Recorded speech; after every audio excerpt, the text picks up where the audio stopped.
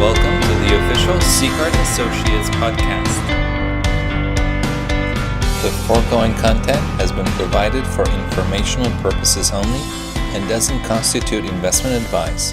You should not use the information provided in this podcast as the foundation of any investment. Please consult with your investment professional. Series, Blessings and Curses of Inherited Wealth, the Guide for Inheritors. Introducing Jeffrey Condon, the author of Beyond the Grave, The Right Way and the Wrong Way of Leaving Money to Your Children, and others. There are many books about the challenges and dilemmas of inheritance planning, but very few are written in a simple, easy to understand, relatable way.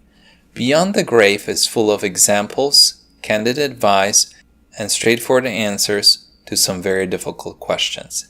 We learn about the importance of having an inheritance plan, and the author explains that there is the right way and the wrong way. We're reminded how crucial it is to treat beneficiaries equally.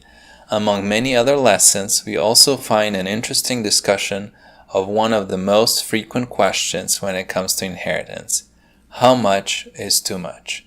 With his late father, Gerald M. Condon, Jeffrey is the co-author of Beyond the Grave, The Right Way and the Wrong Way of Leaving Money to Your Children and Others, published in 1996 and revised in 2001. It was updated in 2014. The Wall Street Journal has called Jeffrey's first book the best estate planning book in America. In 2008, Jeffrey authored The Living Trust Advisor, Everything You Need to Know About Your Living Trust. In this third part of our series on inherited wealth, we feature selected highlights from the book. We had the pleasure of getting Mr. Condon's feedback and discussing some very interesting aspects of estate planning with him in the process. Beyond the Grave takes away the mystery and confusion and shines a bright light on some of the dilemmas and explaining it all in a simple way. The book is full of aha moments where Mr. Condon tells us what he used to believe as a young attorney, what people's intuition might suggest, and what has really worked for his clients over the years. What is an inheritance plan? Mr. Condon provides a straightforward definition. He writes, "Whatever the form, an inheritance plan boils down to one purpose. It is your instructions for who inherits your money and property, when they inherit, and on what conditions they inherit." If you have ever been intimidated by the idea of establishing your own inheritance plan, now you know that it's an answer to three questions: who, when, and how. Let's begin.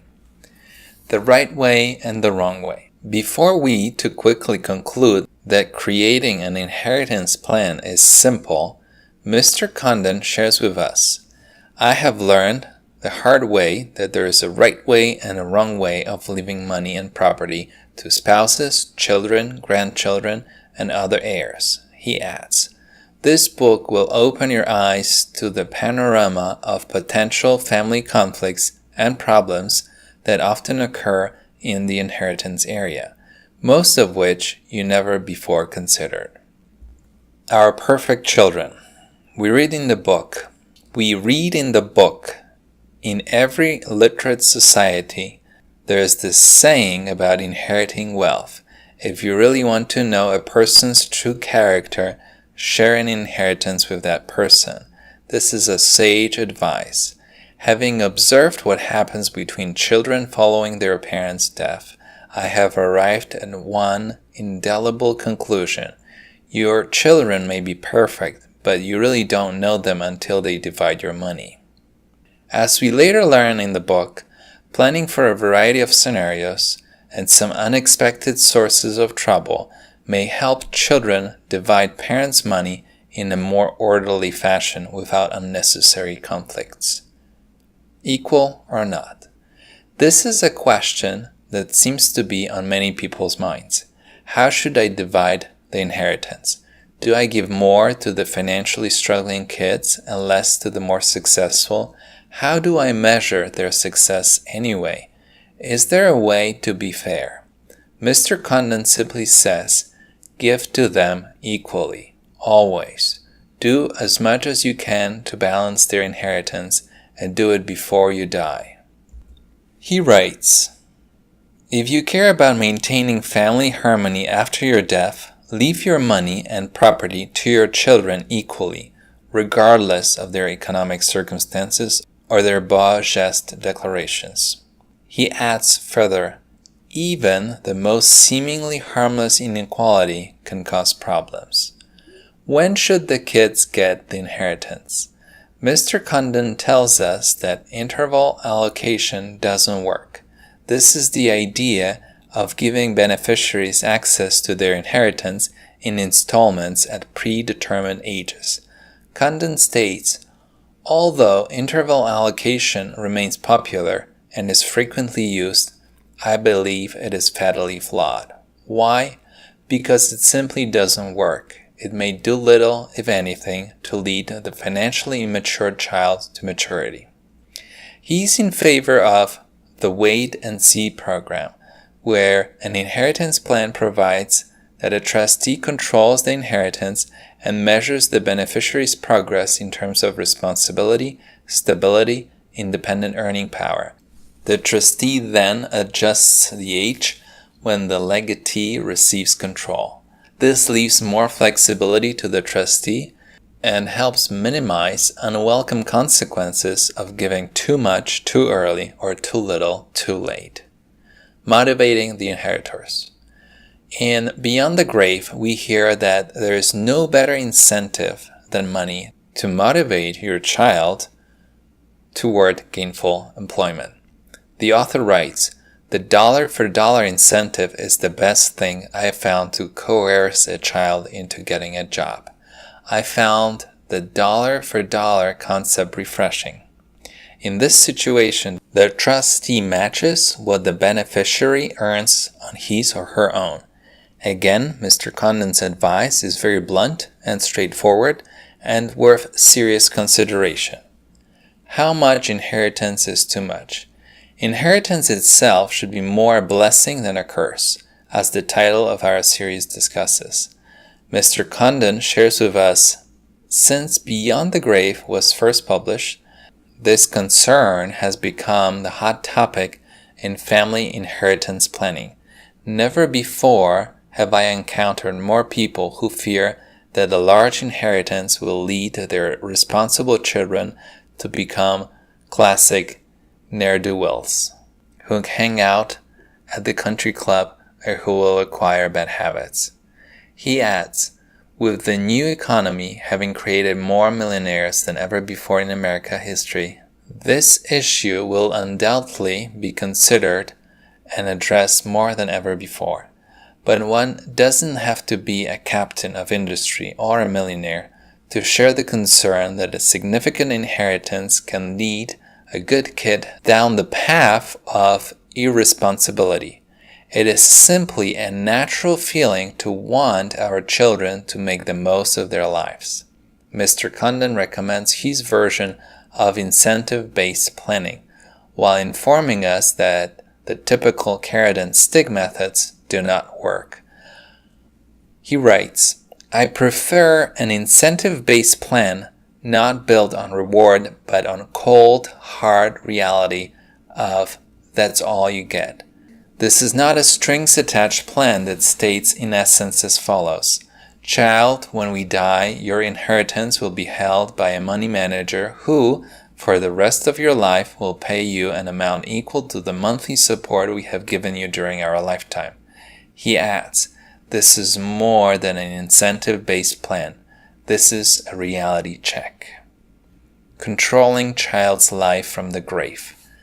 Mr. Condon quotes examples of parents who want their kids to follow certain rules or change their behavior and try to use inheritance to steer their kids that way. He shares, for them, the inheritance plan is not just a way to transfer their wealth when they die. It is a tool to control their child's life from the grave. On one hand, he writes, I'm a firm believer in inheritance conditions when they're designed to prevent the inheritance from being squandered due to the problems in your children's lives: addiction, financial immaturity, disability, marriage and divorce problems, and the like. On the other hand, he adds, you know that I'm somewhat opposed to rewards-based inheritance planning for children whose only addiction is avoiding a conventional lifestyle and whose only disability is not being desirous of attaining education or employment. Not only do I instinctively react against parents attempting to control their children too much from the grave, I believe these plans do not ensure that the goals to be sought will be achieved. Child's trustee. Mr. Condon talks about the importance of ensuring the execution of your wishes when it comes to inheritance. The trustee plays a key role here. He shares in his book the three alternatives: a private individual, a banking or other financial institution, or the child himself or herself. There is no one-size-fits-all answer here, but one lesson resonated with me the most. Mr. Condon counsels against naming one sibling as a trustee of the other. He writes, there are sensible reasons that make it seem right to appoint a child sibling a trustee. Early in my practice, I have invariably agreed with this choice. But since then, clients have died, and I have seen what happens when one child holds money for another. Inevitably, there will be stress or the destruction of the sibling relationship. Why? Because one sibling holds money for another. The tie that binds is no longer only blood, it is blood and money. Succession of the family business. With the majority of new wealth coming from new businesses, business succession becomes a frequent challenge for successful wealth creators and their beneficiaries. Mr. Condon reminds us, statistically, 2 out of 3 family businesses do not survive the death of the founding parents. The federal estate tax, the death of key men, a lack of management skills, no child with desire to take over and carry on, all these problems work against the family business surviving into the next generation. Here, Mr. Condon emphasizes again the importance of treating all siblings equally. If only one of them is interested in the family concern, he suggests that child should inherit the business, while the others should receive assets of equal value or an insurance policy on the parent's life, if sufficient assets aren't available. The author warns us about dividing a business as when one sibling holds a majority interest. Conflicts may arise with the minority share siblings receiving less distributions. These situations can lead to litigation, putting the business at risk. Thinking of grandchildren. In Beyond the Grave, we learn how all grandchildren should be treated equally as well. If grandparents have fears about the use of money, Condon suggests urging grandchildren to account for their gifts they have been given and explain what they're doing with the gifts. Mr. Condon draws our attention to an important challenge though. If your child is like most children, his attitude about your lifetime gifts to your grandson is, Dad and Mom, your gifts are great, but don't give him too much. Leave your money to me and I will take care of my child. If you don't follow this thinking, your child may resent that you gave away some of his inheritance. The result is that you may have created enmity between your child and your grandson. Before you make an appreciable gift to your grandson, I urge you to be sensitive to this possibility. Leaving your money to charity. It's a frequent question. How do we prepare for leaving some or all of our fortune to charity? Mr. Condon tells us that there is no better way than both doing your research on a specific charity and getting personally involved before committing your fortune to the cause. Cautionary Tales. Towards the end of the book, Mr. Condon shares some really interesting cautionary tales. Not to give too much away, we'll mention 2. In the first tale, Probate is the lawyer's retirement fund. Mr. Condon introduces us to a couple who own a house. It's a second marriage for both, and both have children from their first marriage. Although the husband has left a will, the author points out that this will was self-executing. In order to carry out Mr. Schultz's wishes, the will had to be submitted to court for probate, which in a nutshell is a court-supervised process of transferring assets from the dead to the living. The probate process took about 13 months and about $12,000 in court costs and attorney's fees, but she ultimately ended up with the entire house. He adds, I advised Mrs. Schultz that now that she owned the entire house, she should have a living trust. With a living trust, she retains ownership and control of the house during her life. On her death, the living trust then transfers the ownership of the house to her children without the probate court nonsense.